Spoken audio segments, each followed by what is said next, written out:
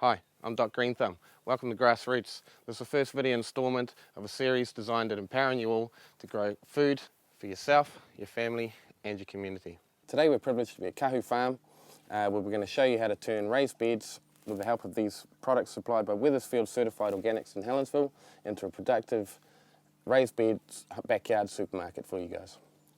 Basic fundamentals of gardening is soil. If you don't get your soil right, your plants don't get a good start in life. So here we are in springtime, we're going to be adding some compost to the soil to give it a good boost so you get a good yield over the summertime. Okay, when I apply compost, I normally put 2 inches over the top.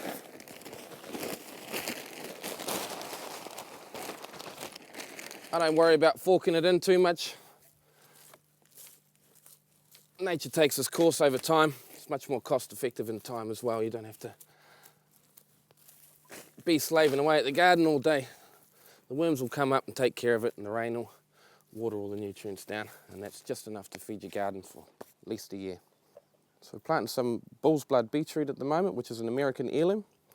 First of all, we need to tease these roots out, and we need to make sure that when we bury it, the bottom of the leaves there, leaf crest, is just about 1 inch under the soil to stop the beetroot popping out, and we'll just poke some more holes in. So this is how easy it is. Nice and simple.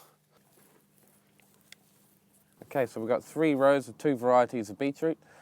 Great thing about beetroot is rather quick growing. We've staggered the growth. There's a couple of small ones, a couple of big ones, so you're not harvesting them all at the same time. Good thing with these beetroot is you can make a nice pink juice for the kiddies. Chuck some apples, chuck some carrots in there. They don't even know what they're getting. They're getting their 5+ a day and they're loving it. And we're keeping our tomato in here, you're probably wondering, because it's been here for 2 years and hasn't died off. It's a windy aspect. It gets frost, it gets cold, and it still hasn't died off. So it's a hardy heritage variety. We're going to keep the seeds and use them for the summertime.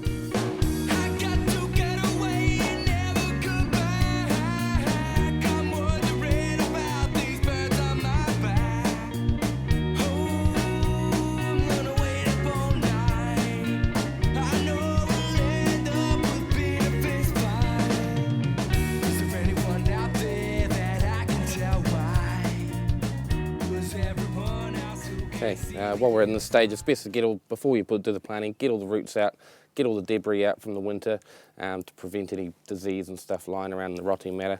And yeah, it's probably saves yourself to do that now before you put your plants in, otherwise you'll be finding it a bit of a mission to dig your holes.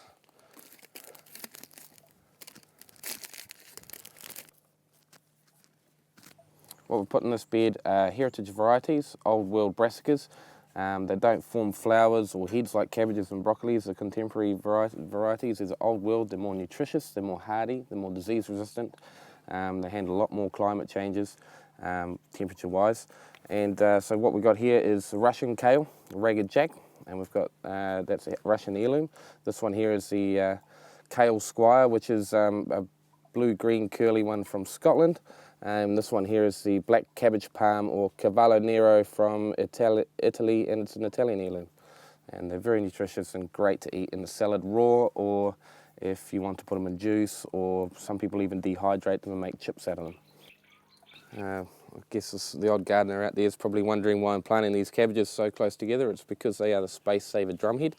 You actually don't get as big as the usual cabbage. They get nice and compact, and you can plant them quite close together, and they grow a lovely little head on them.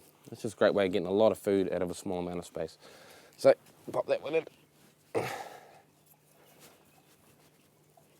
We left some space behind the kales so that we could plant up some dwarf Oregon sugar snap peas, sugar pod peas. These don't grow very great in size. They don't get very big in size, but they do produce a lot of lovely sweet peas, which is also good for the kids' garden lollies and all.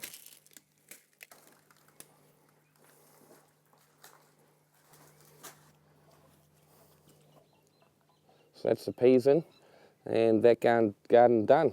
Pretty easy, yeah?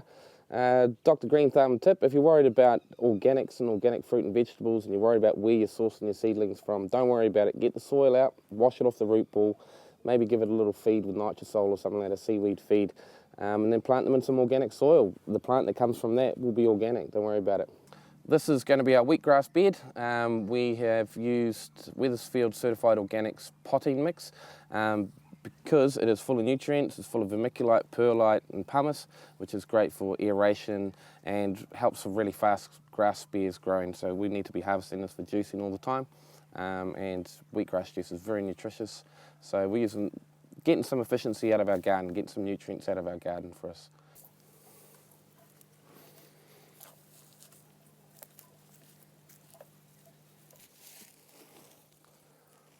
This is our wheatgrass bed. We're almost done. Just a couple more pots to put in. It comes like this, like a turf really. This is why this aerated soil is so good, because it'll just zip straight in there after a bit of water. Just cruise down into there, get all the nutrients and be producing nutritious, juicing grass in no time. Okay, probably a lot of you guys got this kind of strawberry mess where you've planted strawberries that have just gone haywire.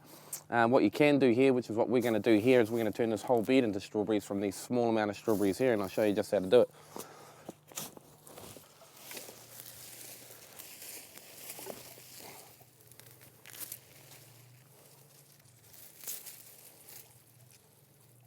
Before we plant out, we want to make sure that we remove all of the dead debris around your plants, because you want a healthy start. You don't want any dead debris which will attract specific microorganisms and things which like to eat strawberry plants. So you remove that and put it in another garden bed as compost, but you don't keep the stuff in with your strawberries.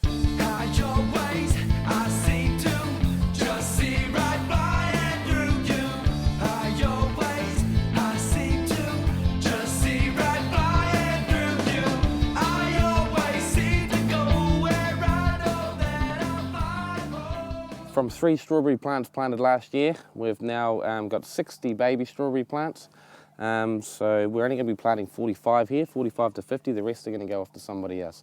If you're wondering what the heck this big artichoke's doing here, why would we move it? It's already grown fantastically, so strawberries can easily grow in underneath it. With the upright aspect of the artichoke, it's not going to interfere with the light whatsoever. So yeah, big old strawberry patch from three plants planted last year. Okay guys, we're moving on to our 4th and final bed for this video.